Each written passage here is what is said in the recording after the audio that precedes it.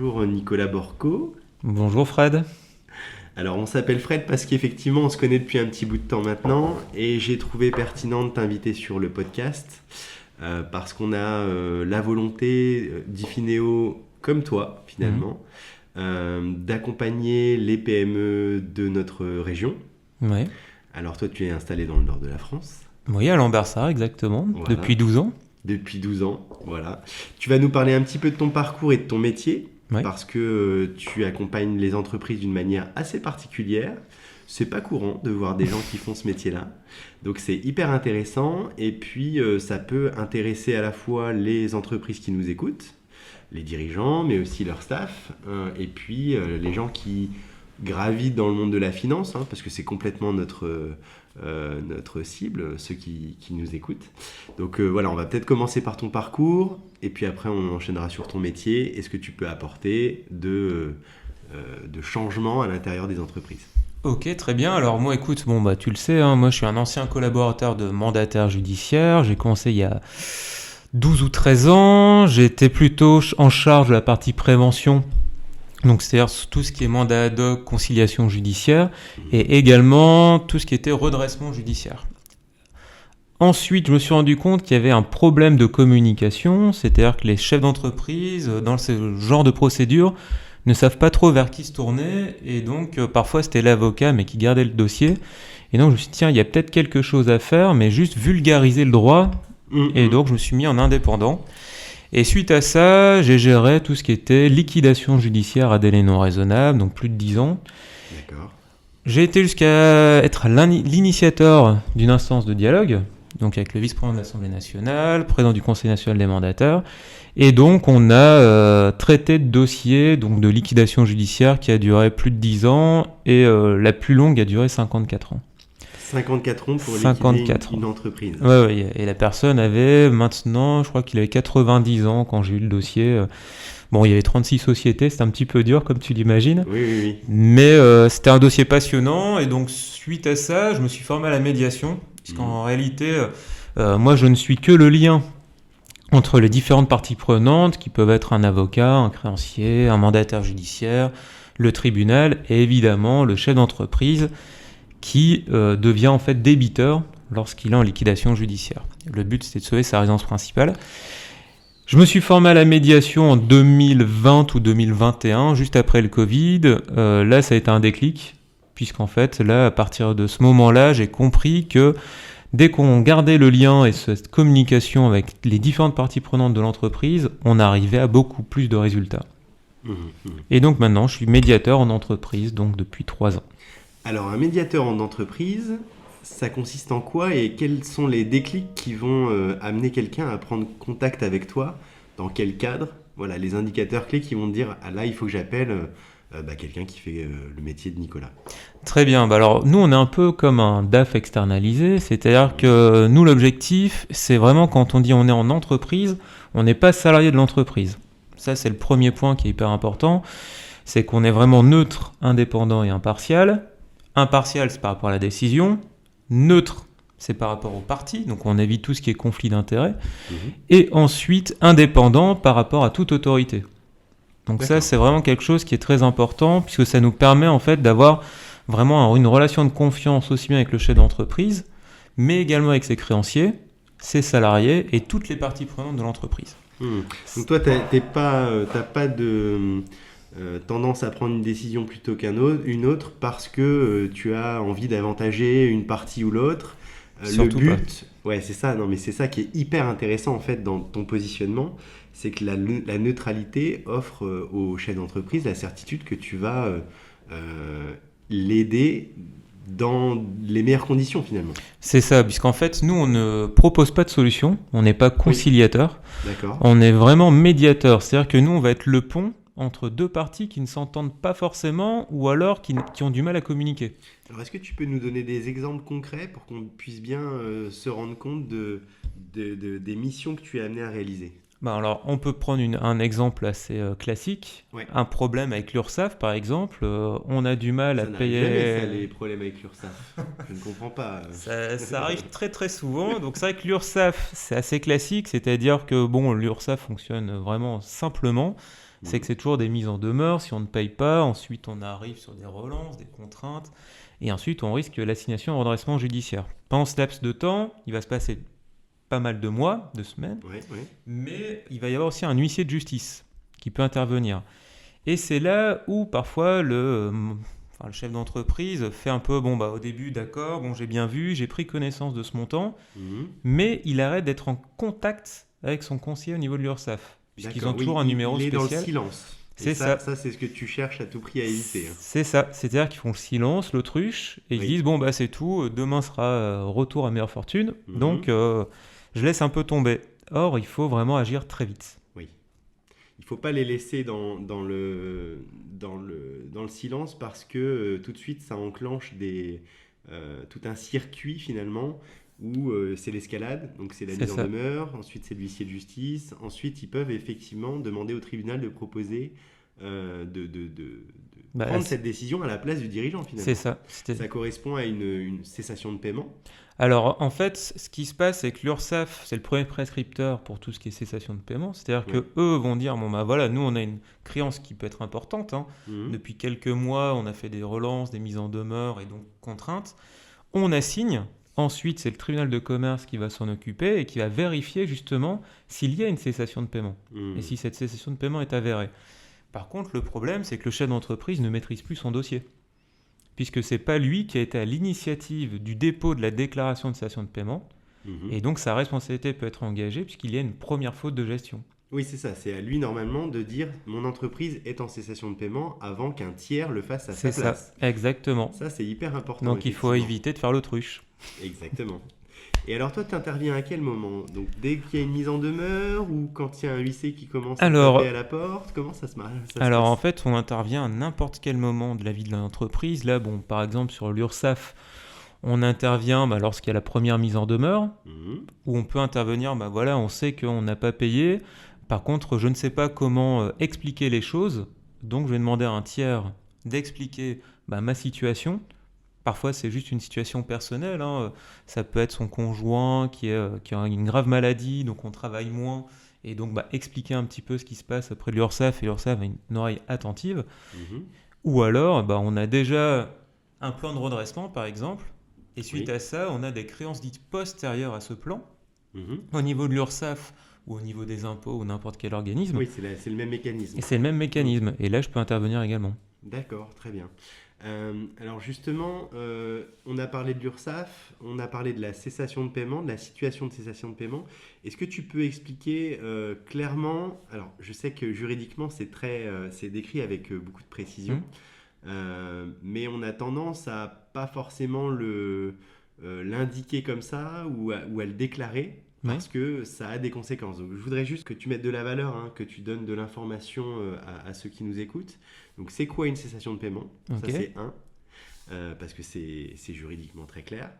Et après, qu'est-ce que ça a comme conséquence quand on est en cessation de paiement et quand on est ou en redressement ou en liquidation? Bien sûr. Est-ce qu'il y a des entreprises qui s'en relèvent? Je sais que la France a peut-être des efforts à faire là-dessus par rapport aux anglo-saxons qui gèrent mieux un chapitre 11. Enfin, voilà, tu peux... Voilà. Alors, faut savoir que déjà, moi, je suis médiateur. Donc, c'est vrai que quand il y a une cessation de paiement, moi, mon rôle va être de dire, écoutez, je ne peux plus forcément agir. Maintenant, ça va être un tiers, donc un mandataire judiciaire, un administrateur. Et je vais être le lien, justement, pour créer cette relation de confiance. Donc, si j'entends bien, en creux, il faut t'appeler le plus tôt possible. Ah, bien sûr, moi je suis vraiment en anticipation et prévention des risques. Entendu. Ça, c'est hyper important. La cessation de paiement, c'est quoi? C'est tout simplement une comparaison entre deux masses. C'est l'impossibilité de faire face à son passif exigible avec son actif disponible. L'actif dispo, c'est ce qui est immédiatement réalisable, donc c'est tout ce qui est trésorerie, fonds de caisse. Et le passif exigible, c'est toutes les dettes échues, certaines et liquides. Donc c'est assez facile à comprendre. Il ne faut surtout pas tomber dans ce piège de se dire j'ai mon prêt bancaire, le solde restant dû et du passif exigible. Ça ne l'est pas parce que c'est une réserve de crédit. C'est ça. Et donc on n'est pas en cessation de paiement. Exactement. Il faut regarder la date d'exigibilité. Justement, quand on est dans cette situation-là, donc en gros, on n'a plus le cash pour faire face aux factures échues, Oui. si on doit le dire avec des termes hyper simples. Le but, c'est aussi de vulgariser, hein, Bien sûr. parce qu'on a des gens qui sont très experts dans leur métier qui nous écoutent, puis on va avoir aussi des gens qui ont besoin d'informations simples. Ok. Du coup, tu n'as plus assez de cash pour payer les factures échues, mais on va dire oui, mais je vais réaliser le chiffre d'affaires le mois prochain, ou j'ai des factures moi-même qui sont échues mais non payées. Alors qu'est-ce qu'il en est de ces factures échues qu'on nous doit, donc des factures clients, quand on est ric-rac au niveau Ouais. du cash? Est-ce que pour toi, dans les règles, c'est de la liquidité ou pas? Alors, en fait, c'est pas une question de liquidité. C'est-à-dire que là, à partir de ce moment-là, il y a différentes solutions. C'est-à-dire que les solutions classiques, ça va être le mandat ad hoc ou la conciliation judiciaire. Où là, il faut aller au tribunal de commerce, on va saisir un tiers, qui peut être un mandataire judiciaire ou un administrateur, et on va lui dire, bah voilà, moi j'ai des créances auprès de ma banque, auprès de l'URSSAF, des impôts, et donc j'ai besoin de vous pour négocier. Par contre, l'inconvénient, c'est que ces procédures sont encore méconnues, Mhm. et que le chef d'entreprise, quand on entend tribunal de commerce, bah parfois ils ont encore un peu peur. Mhm. Pourquoi? Parce que 9 cas sur 10, ça reste quand même des liquidations judiciaires, donc ils ont toujours ce sentiment que le tribunal, c'est du palliatif. Or, le tribunal est surtout là, et surtout le président du tribunal, est là pour écouter avec cette cellule de prévention Mhm. et dire, voilà, nous, en tant que tribunal, on peut vous accompagner dans vos difficultés. Ça, c'est déjà un acquis pour certaines personnes. Et pour d'autres, ceux qui ne connaissent pas les procédures, bah, il peut y avoir aussi la médiation, puisque là, on va rester sur le terrain de l'amiable. Et lorsqu'on n'a pas une grosse cessation de paiement, la cessation de paiement peut arriver le lundi, et le mercredi, on ne peut ne plus être en cessation de paiement. Et oui. Donc ça, c'est vraiment géométrie variable. Et dans ce cadre-là, bah, moi, en tant que médiateur, je peux tout à fait intervenir, puisqu'en fait, on va rester sur le terrain de l'amiable, et on va garder ce lien avec tous les créanciers. D'accord. Donc ça veut dire que tu vas pouvoir, toi concrètement, aller voir les créanciers. Alors, souvent, assez régulièrement, j'imagine, les banques. Oui, banque, Alors, impôts. les banques, il y a plusieurs choses, hein, mais ça peut se négocier. En général, quand il y a une difficulté financière avérée et qui est détectée par la banque, les lignes court terme sont supprimées après le préavis habituel. Donc ça n'améliore pas la situation, ça met en Exactement. danger leurs encours plutôt moyen terme aussi. Les Donc toi, intérêts tu qui sais augmentent. leur avancer les arguments qui font que vaut mieux s'en sortir ensemble par le haut plutôt que de tirer à boulet rouge et de finalement ne pas récupérer autant que ça C'est ça. devrait. En fait, moi, je vais rester, encore une fois, tiers extérieur au conflit, hein, qui peut intervenir dès qu'il y a une absence de paiement. Et en fait, ce que je vais surtout faire, c'est rétablir ce lien entre eux en disant, attention, vous l'avez accompagné dès le départ. Mhm. Maintenant, il est en difficulté. Continuez à accompagner ce chef d'entreprise. Il vous explique exactement ce qui se passe. Est-ce qu'il y a une solution de votre côté? Et le chef d'entreprise va trouver aussi des solutions. Oui, il faut qu'ils s'engagent C'est les aussi. deux. C'est Oui. ça qui est très important. Et moi, c'est vrai qu'en tant que médiateur, quand on intervient, c'est toujours le chef d'entreprise qui va nous mandater. Donc, il faut bien expliquer aussi à la partie adverse que moi, je suis là aussi dans leur intérêt. C'est-à-dire être payé et avoir conscience de ce qui se passe. Mhm. Entendu.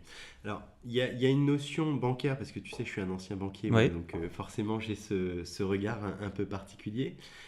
Quand on a une entreprise en difficulté et qu'on continue à l'accompagner, il y a une notion de soutien abusif qui peut entrer en jeu. Mhm. Est-ce que tu peux nous en parler? Parce que j'imagine que tu connais très bien le sujet. Oui, oui. Bien sûr. Alors, le Parce que soutien c'est ce qui abusif, empêche c'est ce qui parfois fait les peur aux banques de banques. continuer. Voilà. Exactement, c'est C'est ce qui ça. fait peur aux banques, c'est l'article L150-1. Et ce soutien abusif, en réalité, donc moi, c'est vrai que quand il y a des banques et lorsqu'on a besoin de financement, je vais pas intervenir je vais intervenir en tant que médiateur, mais pas dans le cadre un peu, je veux dire, entre guillemets, la négociation. D'accord. C'est-à-dire que là, je vais expliquer plus les choses en disant, voilà, votre intérêt, c'est pas forcément la médiation, mais c'est prendre un administrateur ou un mandataire judiciaire pour faire de la conciliation judiciaire. Mhm. Donc il faut aller au tribunal de commerce, déposer une requête, et ensuite la procédure est ouverte. La conciliation judiciaire, l'avantage, c'est que justement la banque, en prêtant de l'argent, ne va pas être responsable pour soutien abusif. Si je comprends bien, ça permet aux banques de remettre des lignes de financement malgré la situation difficile et avérée. Exactement. Sans être... parce que le problème du Responsable. soutien abusif, c'est que justement, on vient chercher la responsabilité du banquier et il a peu de chances de récupérer ses fonds. C'est ça. Sauf que là, il y a justement, la loi est bien faite, c'est que vous avez ce qu'on appelle le privilège de new money. D'accord. Et grâce à ça, Il va être prioritaire en fait. il va être prioritaire s'il y a une procédure collective qui arrive. Donc les nouveaux concours mis en place à ce moment-là vont être remboursés prioritairement si jamais la situation ne s'améliore pas finalement. C'est ça. Au moment de la liquidation, ils seront prioritaires. Enfin, j'imagine derrière l'État et les salariés toujours. Oui. Ça change pas l'ordre. Exactement. En fait, c'est juste ce qu'on appelle le privilège de new money. Donc, on a le super privilège qui va être payé en priorité, les frais de justice, et ensuite seulement le privilège de new money. Donc, les super privilèges, c'est les salariés et l'État. C'est ça. Donc, tout ce qui est dette TVA, et les frais de URSSAF. justice. Alors ça, non, pas encore. C'est encore après. D'accord. Ça, c'est hyper C'est vraiment important. super privilège, les frais de justice. Donc, c'est le mandataire judiciaire, le greffe et autres. D'accord. Et ensuite, privilège de new money. Donc, la banque a une sacrée garantie. C'est-à-dire que non seulement on ne va pas lui chercher des poux avec cette responsabilité pour soutien abusif, Ouais. elle peut soutenir une entreprise. Donc, c'est quelque chose qui est très fort, puisqu'en fait, derrière, la banque se dit, si je prête de l'argent, je ne vais pas être tenu pour responsable. Et en plus, on apporte quand même des billes dans la conciliation. C'est-à-dire que, par exemple, là, on en a fait une il n'y a pas très longtemps. Moi, j'étais médiateur dans ce dossier-là. La personne ne voulait pas du tout du tribunal de commerce. Donc, on a parlé ensemble. En parlant au fur et à mesure, il voulait que ce soit confidentiel. Et oui, il y a cette notion-là qui est hyper importante, on va y revenir. C'est ça, et cette confidentialité, il avait peur d'aller au tribunal de commerce. Il m'a fallu à peu près 2 semaines pour bien expliquer les choses. Je suis entré en contact avec 3 banques, donc ces 3 banques de départ. Et finalement, à la fin, il y a une banque qui me dit, voilà, nous, on souhaite une conciliation. D'accord. Donc moi, j'explique, écoutez, très bien, dans le cadre d'une médiation, on peut aussi avoir un protocole d'accord transactionnel, donc un accord, dans lequel c'est rédigé par voie d'avocat et ça aura force exécutoire. Mais cette banque fonctionne qu'avec une conciliation judiciaire. Donc je l'ai expliqué vraiment au chef d'entreprise pour le coup. Et le chef d'entreprise, finalement, à force de discussion, et puis cet effet miroir que j'ai en étant en étant neutre, ça a permis finalement de le mettre en contact avec un administrateur judiciaire, où j'étais encore là. Et finalement, il m'a dit, effectivement, c'est la meilleure chose pour moi. Alors qu'il n'y aurait peut-être pas été... Il l'a compris avec la pédagogie que tu as pu apporter sur le domaine. Exactement. Il a dit effectivement, pour en sortir, c'est une bonne solution. C'est ça, c'est-à-dire que c'est pas dire vous devriez faire, c'est dire voilà, qu'est-ce que vous perdriez à ne pas y aller. Ah oui, on peut le présenter comme ça également. Ce qui fait que c'est lui qui a sa propre réflexion, parce que moi je vais pas lui dire allez en conciliation judiciaire. Je ne suis pas avocat. Moi, mon rôle, c'est de savoir, moi, on m'a donné un son de cloche, je le ramène, et ensuite, c'est à lui de prendre sa décision. C'est lui le chef d'entreprise. Entendu. Alors, en fait, le chef d'entreprise, pour en avoir fréquenté pas mal, il a 2 craintes. Effectivement, c'est le coût que ça peut représenter d'avoir recours à un administrateur judiciaire, parce que on sait que ça peut chiffrer un peu. Donc, il y a cette notion de coût qui peut faire peur. Il y a également la notion d'image, parce que quand on est une entreprise, on a déjà parlé, on a un podcast où on va parler de la notation Banque de France et de la connaissance des tiers, la connaissance que les tiers peuvent avoir de la solidité financière d'une entreprise. Effectivement, quand on est dans cette situation-là, ça peut bloquer, ça peut avoir des conséquences sur les fournisseurs qui vont plus accorder du tout de délai. Et ça va crisper encore davantage la situation. Même chose côté client, on n'a pas forcément envie de travailler avec une entreprise qui est en difficulté, parce qu'on ne va pas être livré, parce que la prestation ne va pas être réalisée, parce que... Bien sûr, qu'est-ce qu'il en est quand on a recours à ce genre de solution sur la confidentialité finalement? Bien sûr. Alors, tout au départ de ce podcast, j'avais expliqué que j'étais neutre, indépendant, impartial.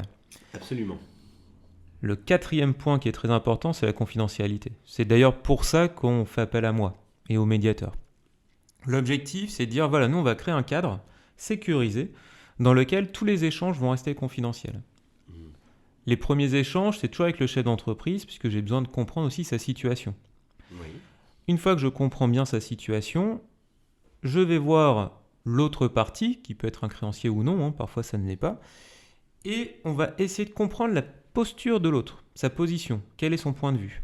Et ensuite, on les réunit. Et lors de cette réunion, parfois, forcément, il y a des confidences qu'on m'a portées, Oui. qui normalement ne seraient pas arrivées lors de la réunion et qui là vont l'être. Ce qui fait que un chef d'entreprise qui dit qu'il a des difficultés à sa banque, forcément, parfois on se dit je le suis plus. J'ai plus envie de l'accompagner. Ben oui, mais c'est ce qui se passe dans les faits, en fait, C'est ça. si on le fait pas bien. C'est ça. Or, le fait de passer par un tiers, encore une fois, ça permet de se dire, voilà, le chef d'entreprise, il passe par un tiers, ça veut dire que déjà, il a l'intention de s'en sortir. Oui. Il fait pas prend l'autruche, les choses en main. il prend les choses en main, et donc il a envie d'expliquer les choses, et il a envie qu'on l'accompagne. Entendu. Et donc, grâce à ça, ça fonctionne bien. Donc, cette confidentialité, il faut savoir qu'il y a la médiation, mais le mandat ad hoc est confidentiel. D'accord. Et la conciliation est confidentielle si l'accord obtenu est constaté par le juge. Donc là, ça reste confidentiel. Par contre, si l'accord est homologué, et donc c'est que dans cette homologation qu'on obtient le privilège de new money et que la banque n'est pas tenue pour responsable, cet accord est publié. D'accord. Donc ça, il faut le savoir, parce que dès qu'il y a une publication, connaissance des tiers. Ok. Oui. Et ça, c'est important. Donc ça peut avoir, si on suit les Ça publications peut avoir une au journal incidence. officiel, ça peut se savoir. Exactement. Ok. Parce qu'on sait que les entreprises, quand elles veulent sécuriser leur poste client, elles affectent des alertes pour voir si leurs contreparties, les entreprises avec lesquelles elles travaillent, ne sont pas dégradées. Et donc là, c'est effectivement au journal officiel. C'est ça. Donc ça, ok. C'est pour ça que c'est important de le noter. Mais par contre, parfois, on a besoin vraiment d'argent frais. Oui. Il n'y a que cette procédure de conciliation qui permettra vraiment de l'obtenir. C'est pour ça qu'il faut agir au bon moment et utiliser les bons leviers. Alors, agir au bon moment et utiliser les bons leviers, c'est justement ton métier. Donc, si on a des dirigeants de PME, pour être hyper concret, hyper terrain, qui nous écoutent, ou leurs financiers, leur directeur financier, leur responsable financier, c'est quoi les déclencheurs? Là, j'appelle Nicolas Borco à Tourcoing. Je vais avoir besoin de ce tiers. Faut qu'on s'en sorte. Alors, moi, en fait, la plupart du temps, quand on me demande d'intervenir, c'est souvent l'expert comptable, des DAF, des coachs, des DRH, puisqu'on n'a pas parlé, mais il y a aussi tout ce qui est problématique avec des salariés. Et donc, quand on intervient, c'est souvent parce qu'il y a eu des petits clignotants.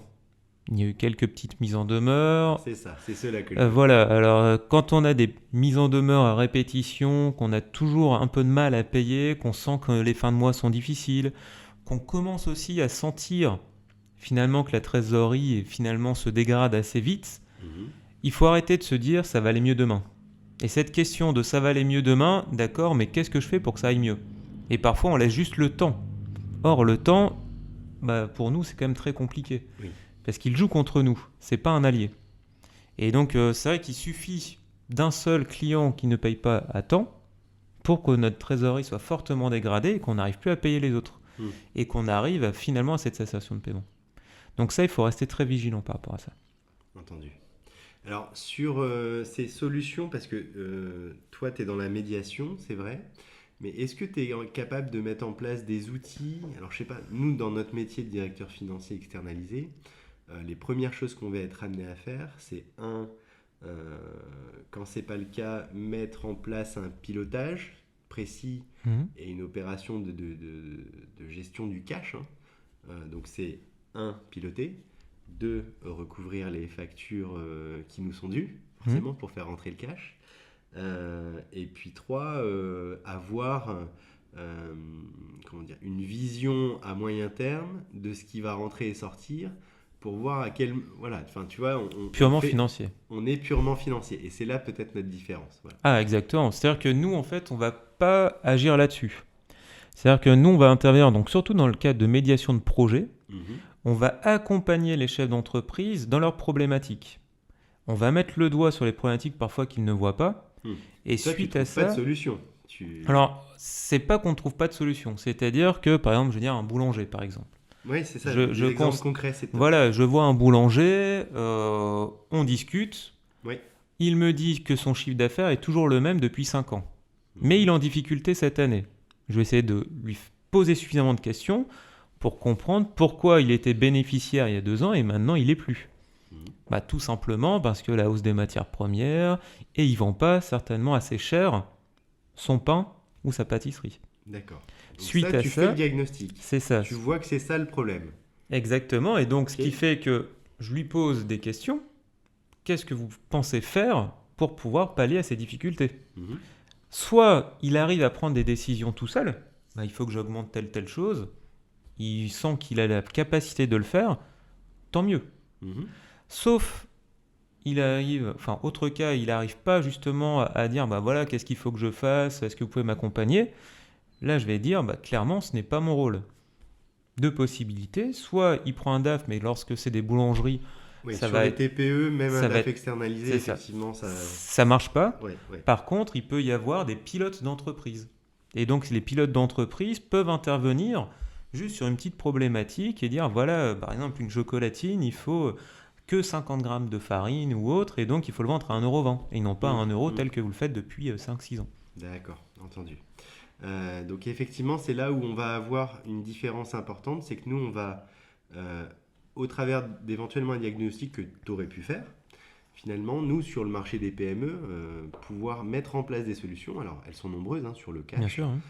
Ça peut être de la facturage, ça peut être de la DAI, ça peut être juste une action de recouvrement efficace, ça peut les expériences être clients sont souvent la mise en colossales. place d'un crédit court terme, d'un billet, ou même du crédit moyen long terme. Une fois qu'on a défini la capacité de l'entreprise à générer de nouveau de la rentabilité, nous, ça, on va être capable de le mesurer, de le calculer, et de passer à l'action pour le coup. Bien sûr, c'est pour ça que nous, à chaque fois, alors c'est vrai qu'en tant que médiateur, on est souvent prescripteur. Évidemment. Puisque nous, on va gérer vraiment cet aspect émotionnel, on va essayer de comprendre les raisons pour lesquelles ce chef d'entreprise est souvent en souffrance, puisqu'il sent que finalement ça lui échappe, puisqu'il se focalise souvent sur ce chiffre d'affaires. Or, ce n'est pas que ça. Ça, c'est le classique. Voilà. Et donc, nous, on est là vraiment pour qu'il puisse comprendre en réalité que ce n'est pas le chiffre d'affaires qu'il faut regarder, mais aussi le résultat. Et donc, comment faire pour gagner de l'argent? Et donc, comment faire pour gagner de l'argent? Moi, je n'ai pas la réponse pour lui. Ce n'est pas mon rôle. Mais je suis là pour qu'il ait cette réflexion et qu'après, il se dise, ah bah tiens, j'ai besoin d'un expert. Si c'est par exemple pour une procédure en cours, un problème avec un salarié qui a toujours problème de harcèlement, arrêt de travail à répétition, moi, je vais m'entretenir avec les deux, mais entre-temps, il peut y avoir un expert. Qui va être cet expert? Ça peut être un avocat. Qui finalement, ça peut être l'avocat du salarié, l'avocat également du chef d'entreprise, et ensuite on se met d'accord.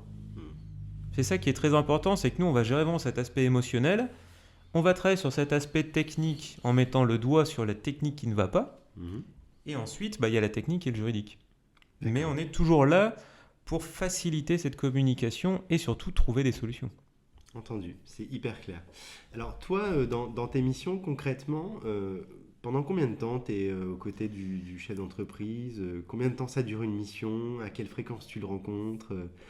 Parle-nous un peu de ton métier terrain et ton quotidien finalement. Ok, alors ça passe toujours de la même manière, on a toujours un premier entretien. Cet entretien individuel avec le chef d'entreprise va durer à peu près 3 heures. Et suite à ça, déjà, on va comprendre si effectivement il a besoin de nous ou pas. Après ça, on découvre un petit peu sa problématique et on va demander à l'autre partie d'adhérer au processus de médiation, c'est-à-dire entretien individuel, réunion. La médiation dure en moyenne, je dirais, entre 3 et 6 mois. D'accord. Pourquoi? Parce qu'il y a plusieurs entretiens individuels, parce qu'il faut bien crever l'abcès, et puis il y a aussi cette confiance qui s'installe au fur et à mesure, parce comme je le disais, c'est confidentiel. Donc parfois, il y a des chefs d'entreprise qui ont du mal à lâcher. C'est-à-dire que... On peut le comprendre, mais c'est ça. Faut y aller. Il faut être le plus clair possible. C'est-à-dire que si moi, on me dit, voilà, j'ai qu'une créance sur SAF, je ne suis pas en cessation de paiement, je ne suis pas censé vérifier derrière s'il l'est ou pas. D'accord. Ah parfois, oui, t'es vraiment sur du déclaratif. Finalement. Ah, bien sûr. Moi, Ok. je suis pas avocat, hein, donc pour le coup, moi, on me T'épluches dit pas les ça. comptes, Alors, je peux le faire, c'est-à-dire que s'il me demande, bah voilà, est-ce que là, je suis en cessation de paiement, bah là, je peux vérifier et dire, bah non, là, ça ne rentre pas dans les cases, D'accord, puisque entendu. pour le coup, j'ai été formé pour. Donc ça me pose pas de souci. Par Mhm. contre, si je constate qu'il n'y a qu'une créance, il n'y a pas de problème. Si je vois qu'il y en a partout et qu'il est en cessation de paiement, mais vraiment avéré, Mhm. et que je peux rien faire, je vais pas lui demander d'adhérer à un processus de médiation. Oui, parce que tu sais que ça pourra pas C'est aller ça. Donc là, ça va être le redressement Alors ou la voilà, liquidation. là par contre, ma plus-value, ça va être de lui faire comprendre qu'il a tout intérêt à déclarer sa cessation de paiement, Mhm. parce que sinon sa responsabilité peut être engagée. Et oui. Et donc là, je vais lui poser suffisamment de questions, voir sur son patrimoine perso les incidences, Mhm. et puis suite à ça, il va prendre conscience en réalité qu'il est en cessation de paiement, et là, il va commencer à déclarer sa cessation de paiement. D'accord, alors ça c'est important parce que donc je te disais tout à l'heure, les dirigeants ils ont peur, du prix, Oui, voilà, deux, de la confidentialité, et là troisièmement, effectivement, c'est là où intellectuellement c'est très compliqué pour eux, c'est qu'ils se disent, bon, cette entreprise-là, elle est en difficulté, si je lâche, elle va être liquidée et j'aurai plus la main dessus, ou elle est en redressement, j'aurai plus la main dessus. Et donc ça les pousse à continuer malgré tout. Ce qu'il faut bien leur faire comprendre, c'est qu'effectivement, maintenant, la responsabilité du dirigeant en tant que président de société ou gérant de SARL, elle peut être engagée à titre personnel. Et que ah, pour tout à se fait. dégager d'une histoire entrepreneuriale qui, qui prendrait fin, parce que voilà, ça arrive.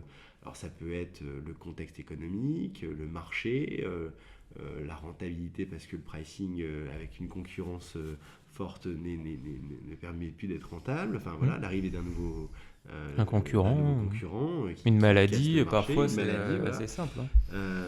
Donc ils se sont engagés, parfois ils ont donné des cautions personnelles, parfois ils ont... Parfois ils le savent même pas. Oui, C'est vrai, hein. oui c'est vrai. Quand je pose la question, parce que souvent on me pose la question, bah, ma responsabilité peut être l'être engagé. Alors j'explique déjà, si on ne déclare pas sa cessation de paiement, c'est une première faute de gestion. Voilà. L'absence de tenue de comptabilité, payez toujours votre comptable. Oui. Parce que Alors ça c'est un message important. voilà, parce que l'expert comptable, on s'entend avec lui ou pas, mais en Mhm. tout cas c'est lui qui va dresser le bilan. S'il n'y a pas de bilan, bah forcément c'est l'absence de tenue de comptabilité ou une comptabilité incomplète, donc deuxième faute de gestion. Troisième cas, si vous êtes en procédure collective, collaborez avec votre mandataire judiciaire Mhm.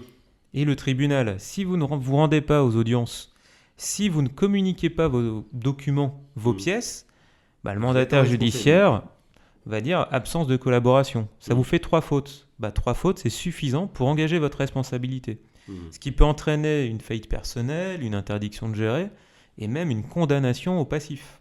Une condamnation au passif, ça c'est important. Ça veut dire que les dettes exigibles normalement auprès de la société vont être basculées vers la personne physique qui Alors, est pas en totalité, c'est responsable de l'appréciation. cette faute Voilà. de gestion. Alors, c'est pas en totalité, c'est l'appréciation souveraine du juge. Mais Oui, par mais là, exemple, voilà. On donne le flanc à... C'est ça. Voilà, on n'a plus le contrôle. Là, Exactement, vous laissez 600 000 euros d'ardoise, je veux dire, en créance professionnelle, Oui. vous avez commis des fautes, et bien là, le juge peut dire, voilà, je vous condamne à autant, 600 000, mais ça Mhm. peut être aussi 300 000. Entendu. Et puis, alors, il y a cette condamnation pour faute de gestion, mais il y a aussi le sujet des cautions données. Oui. Alors, je pense à nouveau à mon passé de banquier, quand on faisait signer une caution personnelle pour un concours donné à une personne morale, on engageait la personne physique. Bien sûr. Hein. Donc ça, tu es capable de regarder ce qu'il y a eu comme actes, comme privilèges qui ont été donnés, comme hypothèque éventuellement Bien sûr. inscrite. Ça, tu vas pouvoir regarder et dire aux dirigeants, bah, attention, là, il y a par exemple les murs professionnels, il y a une garantie réelle qui a C'est été ça, il donnée. peut y avoir des nantissements. Voilà. Alors là, par exemple, je peux donner 2 cas. J'ai une personne qui est partie en liquidation judiciaire. Il restait un solde restant dû au niveau de la banque. Alors le montant était de 10 000 euros. Oui, On pouvait le chercher à hauteur de 50% du solde restant dû. donc 5 000 euros. 5 000. Le reste était contre-garantie de la BPI. Oui, comme ça arrive de temps en temps. C'est ça. Ouais. Donc là, en réalité, il me demandait est-ce que vous pouvez intervenir en tant que médiateur pour justement essayer d'expliquer que moi, je n'ai plus de source de revenus, ma femme m'a quitté, je n'ai aucune aide pour payer mon loyer et autres. Comment je fais pour payer ces 5 000 euros? Mhm. Donc là, moi, je peux intervenir effectivement pour gagner du temps. Je dis bien Oui, entre parce guillemets. que l'engagement est pris. C'est Donc, ça. Voilà. Les 5 000 euros sont dus. Par contre, c'est dire je ne souhaite pas ne pas payer. Or, la banque, lorsqu'elle va solliciter auprès du tribunal, elle va déclarer les 10 000, donc la créance professionnelle, mais en parallèle, elle va agir contre vous à titre personnel. Et donc là, surtout, il faut répondre. Donc c'est-à-dire qu'il faut toujours, encore une fois, garder ce lien avec la banque, expliquer les raisons pour lesquelles on ne peut pas payer, et donc faire appel à un médiateur, c'est intéressant. Sur une créance de 5 000 euros, ça ne va pas être intéressant financièrement, ni pour lui, ni pour moi. Oui, j'entends. Mais souvent, par contre, sur des gros montants, ça l'est. Ça peut monter vite. C'est ça. Oui. Parce qu'après, il y a les pénalités, les intérêts de retard, et donc il faut montrer patte blanche. Entendu. Est-ce qu'il y aurait un dernier message, Nicolas, que tu voudrais transmettre aux gens qui nous ont écoutés pendant quelques minutes pour qu'on garde l'essentiel de ton discours et vraiment le moment où on doit t'appeler? Ok, alors juste une chose. Synthétiser un petit peu notre. Il y a une problématique auquel on n'a pas répondu, c'est le coût.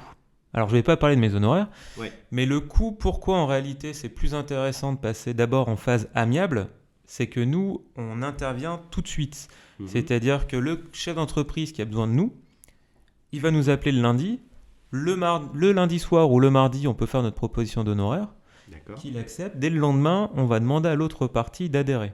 D'accord, oui, donc ça peut être très rapide. Ce qui fait que ça va très vite. Quand on dit 3 mois, c'est 3 mois entre la signature de la proposition et à la conclusion de l'accord. D'accord. Donc ça va très vite. Ce qui fait que, comme on va vite, forcément on maîtrise le coût. Tandis qu'une action en justice, on sait très bien que la première instance peut durer 1 ou 2 ans avec les renvois répétitifs. Ensuite, vous avez la cour d'appel. Et ensuite, vous allez avoir un jugement, mais ce jugement, il faut encore l'exécuter. Donc, il faut prendre un huissier de justice. Donc, encore un coût. Donc, c'est là où la plus-value, c'est ça. De coûts qui s'additionnent et qui peuvent transformer un montant a priori à la base plutôt raisonnable en quelque chose de exactement. Tout à l'heure, je disais que très significatif. Je disais que le temps joué contre le chef d'entreprise, c'est exactement ça. C'est-à-dire que plus on attend, plus il y a des intérêts et pénalités de retard, et plus ça va être compliqué. Plus la procédure dure, plus vous allez payer des honoraires. Entendu. Donc nous, on est là pour condenser au maximum. Après, en tant que médiateur, quand on peut intervenir, c'est vraiment en prévention. Je pense que c'est très intéressant. Alors là, on a parlé beaucoup de difficultés financières. Parce qu'effectivement, tu es DAF, donc c'est logique. Voilà, c'est un prisme, mais c'est un billet. Mais par contre, il y a cet aspect aussi DRH, donc humain, où nous, même s'il y a des DRH, des managers, on peut intervenir également dans le cadre de conflits larvés, et où là, on va pouvoir prendre le pouls de l'entreprise. C'est de dire, là, on a des salariés qui sont en souffrance, on va réussir à déterminer les raisons pour lesquelles il y a des arrêts de travail, pourquoi un tel et un tel sont moins performants. Et on peut mettre en place justement ce qu'on appelle la médiation de projet pour essayer de restructurer en fonction des besoins et envies de chacun, du chef d'entreprise, du DRH et des salariés. Donc en fait, on les implique dans le process. Très bien.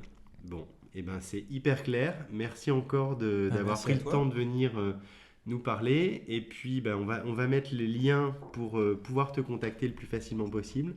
Comme ça, tu pourras aider concrètement à nouveau des gens qui se posaient pas mal de questions au sujet des difficultés qu'une entreprise pouvait rencontrer.